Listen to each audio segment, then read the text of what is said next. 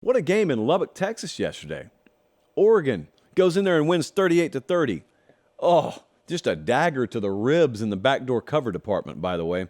But if you don't bet on this stuff or you didn't bet on this game, you don't care about that. But I'll tell you what you should care about. You can always tell. You can always tell the folks who know college football versus the more casual minded by how they view games like these. So Oregon's a better team than Texas Tech. Oregon's got a better roster than Texas Tech.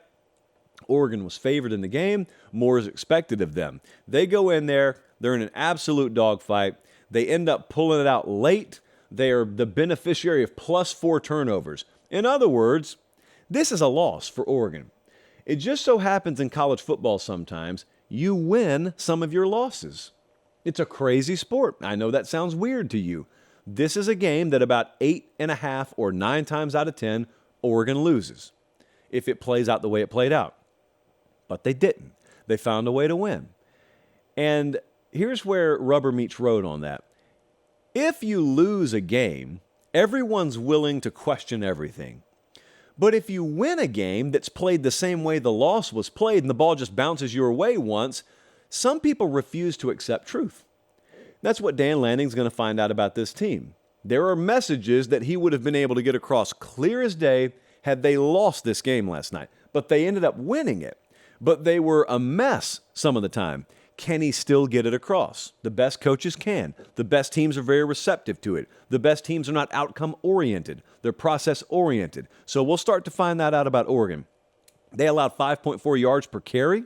They only put up 3.6 yards per carry. They had 14 penalties for over 120 yards. They did a lot of the stuff that you do to lose a football game, especially on the road. They were playing a team in Texas Tech that was in desperation mode, wounded animal mode. This is where, if you know college football, you know why this was a fight. Texas Tech goes and loses to Wyoming. That was the worst thing that could have happened to Oregon. Texas Tech comes home and backs against the wall. We use wounded animal mode all the time because that's exactly what it's like. You ever dealt with a wounded animal? It will do anything it has to do to continue living. That's the same way desperate football teams are, especially when they're at home, especially at night. And Oregon dealt with it last night. Oregon may find themselves in that position at some point this year, and someone will have to deal with Oregon. They don't hope that, but it does happen that way. Bo Nix is going off, man. Like, Bo Nix is right in that Heisman early conversation, as he should be. 32 of 44, 359, 2 touchdowns through the air, had another 46 on the ground. That's the third time he has led this team, passing and rushing. He had 6 explosive passes, by the way, yesterday of 20 yards or more. 317 yards after the catch. So Oregon's offense lost Kenny Dillingham. He goes and becomes the head coach at Arizona State. Through 2 games, they put up big numbers. The defensive tests will get a little more stiff.